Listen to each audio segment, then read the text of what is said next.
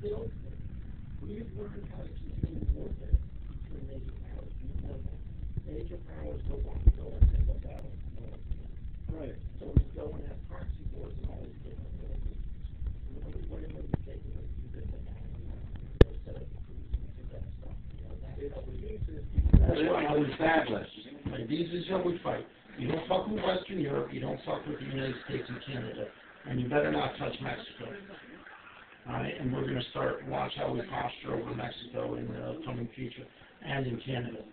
Well, with the North American trade agreement going on and how everything's a such shit. Well, not even just that, but the fact that the resources are running out, everyone's going to inevitably pit against one another. You're right about the main takers in all stakes are going to be the ones that scoop up all the other little countries around them, because inevitably everyone's going to gravitate to them for protection. The Northern Trade Agreement is collapsed already. It's it. Oh no, it's very much still in the books.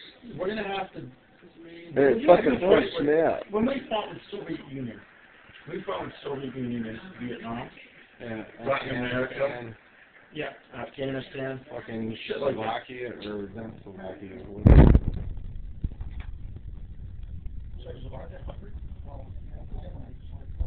We used dumbass dude in Bosnia and shit.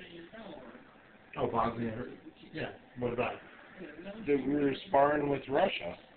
Oh, down there? You mean when the Serbs and the yeah. Croats went at it?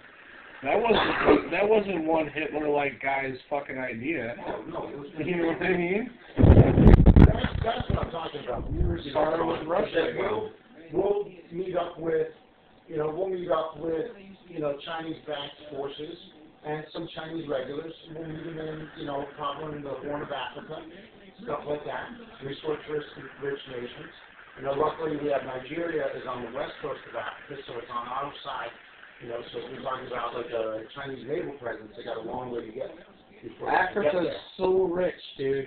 So rich. And Africa's so about to get... And you know that every other country that's going to end up using five for fucking natural resources is going to hit up Africa. You know this.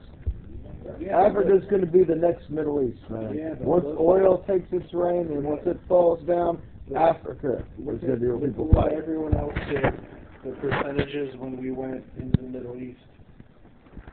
You're reading 41, 42, 4,300 American soldiers killed, and 400 fucking... I need to be able to write that down. I did send that to my buddy's dad. And 400 fucking, 400 or 500 fucking allies soldiers dead.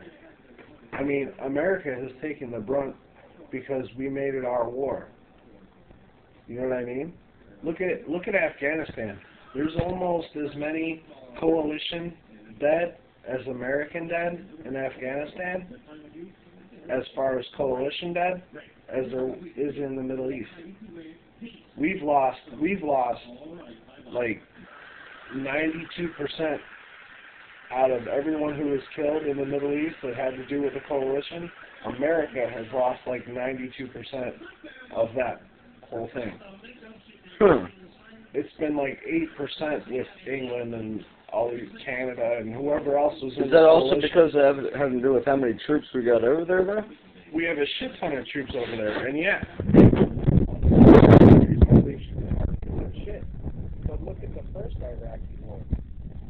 Look at the first fucking, the first Desert Storm was a great fucking prelude as far as countries and what they were going to do to this war.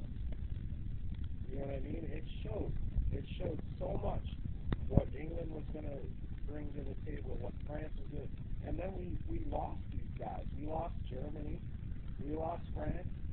They were sending, medical staff and this and that, and they stopped sending soldiers. We've lost fucking thousands of United States soldiers, and they've, out of all the countries that joined us, have lost hundreds. I mean, what, 600, 700 total, maybe? In Afghanistan and Iraq? America is fronting these wars. And Europe's sitting back and letting us do it. You know what I mean? No, I hear you, dude. And it's not for nothing. It's not for a loss. Oh, yeah, no. I mean, that's why the Middle East is like, when they pull out soldiers, it's going to be a big deal. They're going to say, okay, these reserves come back, and these soldiers come back, and the 82nd comes back, and fucking where these guys come. But every three that come back, two end up staying. All these people are going to come back. And we're going to be rotating 100,000 soldiers at least through Iraq for the next God knows how long. Because they built 12 new bases. Well, no, think of how many bases we have in all over the world. And there's always troops running around all over the world. Granted, Iraq's going to be one that's going to be condensed. I mean, there's going to be a whole hell of a lot of soldiers there just South because Korea. it's a hotbed. South Korea is the only place where there's more United States soldiers than there are in Iraq. And that's just asinine. But why are they there? Strategic fucking. Yeah, strategic place. Go like that any second, and the Pentagon knows it. Yeah, and if shit falls down, we got enough troops there to pick up the pieces. There's a shit ton of fucking troops in North Korea or South Korea. In the way.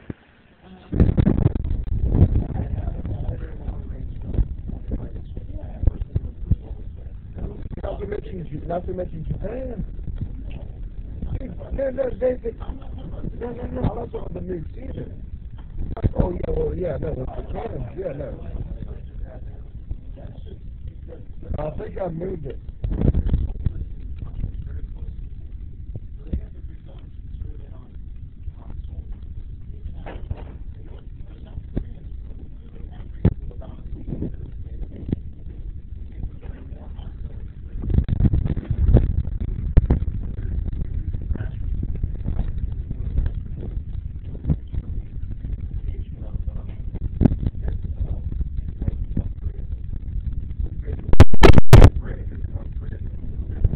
Everyone has to be like just over the fridge. No, you got to get about 15 weeks that haven't been able to tag. You don't have the ball in freezer. You got to take the corner and grab that. The entire Malaysian theater and that Middle East and Africa, I think they're going to be the main territories of play. I think the Middle East is going to heavily expand in that direction. Where the chaos in the world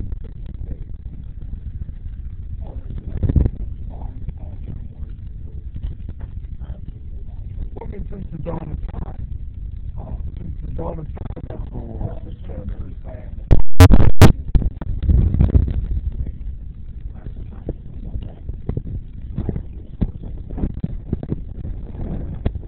Big man. Too good.